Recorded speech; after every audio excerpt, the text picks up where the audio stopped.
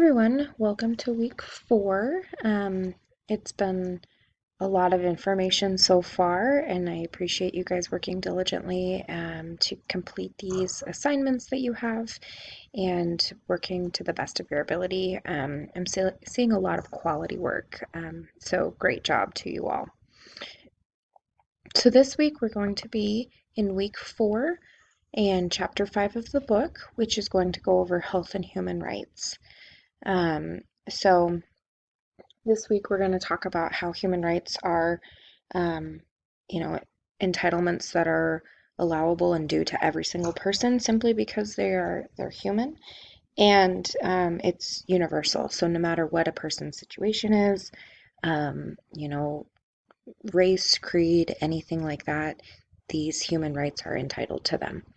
So this chapter is going to go over some of those basic human rights, such as access to human needs, access to healthcare, access to medicine, and then it's also going to go over things such as conflict and war, and health and natural disasters, some of these things in which we are living through today.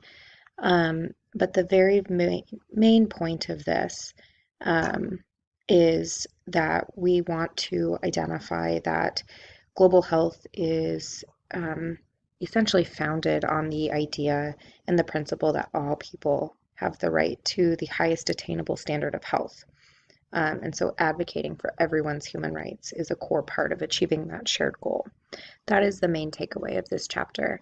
So I want you guys to be thinking about that and realizing that as you go through these assignments and as you read through chapter 5 and complete this case study and discussion board. So obviously we have the assignments up here. So you're going to read chapter 5. It, on average, should take you about 2 to 3 hours to complete the reading, and then you're going to take the chapter 5 quiz. And so that's going to be right here. And then you have essentially one assignment that has 2 parts. And so we are going to look at the Hurricane Irene case study, which is right here, and then you're going to use that information to complete this discussion board. So Hurricane Irene is from 2011, and so this is going to be a case study of the different reactions and how different hospitals handled this and whether or not it was a good thing. So I will click on this and it will open up into a PDF, but it's a scanned copy of a book. So unfortunately, while I prefer hypothesis assignments, this type of PDF will not work in that assignment. And so that is why we are completing a discussion board for this one. So this is 13 pages, and you're going to be responsible for reading through each one. And I would recommend taking notes and having this PDF open when you complete your discussion board, because if you'll go back, we have these 4 different questions that you'll have to complete as part of your discussion board, and then this main one is utilizing concepts from our book in order to relate that back to this case study. So there's 5 parts to this in your specific discussion board post, and then as always you need to respond to peer posts, and this one is 3 of them, so you'll have 30 points, 10 points per response. In the past, discussion boards have been all or nothing, and you have to respond to all 3 of them in order to get all of the 30 points, but this time it is 10 points per response. I still recommend responding to the 3, but if you respond to 2, you will get 20 points. So what you need to look at in your discussion board post is what prepared Coney Island Hospital to respond to the hurricane and whether or not that response was effective. And I want you to take a role as an administrator and identify if you would have made that same decision. And if not, why? What would you have done? Should hospitals be fully prepared for disasters at a time when they may not have enough money to operate? and should they stock supplies? So really be thinking about the economics of this as well as the human rights side of this. Should hospital staff be required to stay on the job during a natural disaster? Why or why not? And then finally, this one is worth the bulk of the points. Did the response of the hospital protect the relevant human rights of the people in its care and in their service area? Why or why not? And this is where I'm expecting you to use concepts from our book. And then you're going to want to look back to the various human rights related to health and which ones may be relevant to this case study. So then finally respond to 3 of your peers' posts. So I recommend copying and pasting these so that way when you go to create your thread, you click on this and you're going to create your thread. So you don't have the ability to see anybody else's posts until you have created your own.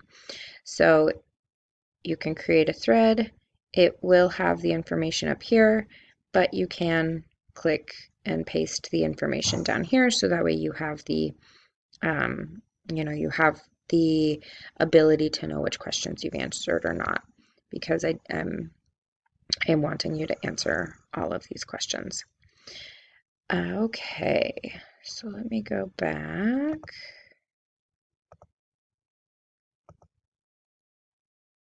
Okay, so this is going to be the major assignment for the week, and then finally you will have your Unit 1 exam. So if we click on this, it does require the HonorLock browser. So if you'll notice that. So it requires the HonorLock browser, and so you are going to need to allow that extension in order to complete that. So you'll click on this I agree and get started. All of their exams require the HonorLock browser, and so that is something that you will have to enable on your computer. If you do go to the unit exam folder, you will find a Unit Exam 1 topic overview. So this is really to provide you with more information on different topics, and it's going to act as a study guide. So if I click on that, you'll see that it has downloaded here, and so you can click on this and it will open up in a Word document that will allow you to type into it, and you have the ability to use this as a study tool. So that is in the unit exam folder, and you will have that in every single topic or exam. Sorry. So you'll have topic overviews for every single exam. So the Unit 1 exam is chapters 1 through 5. It's 72 minutes, and once you start, you cannot leave and come back. It's taken, at one time, so be sure you're prepared for it and ready for it, and you cannot have any other browsers open at the same time, so you would have the unit exam open, and that is it. So this is week 4. Quite a lot of information. I'm sorry, the other thing about Unit 1 exam, it is not due until the end of week 5.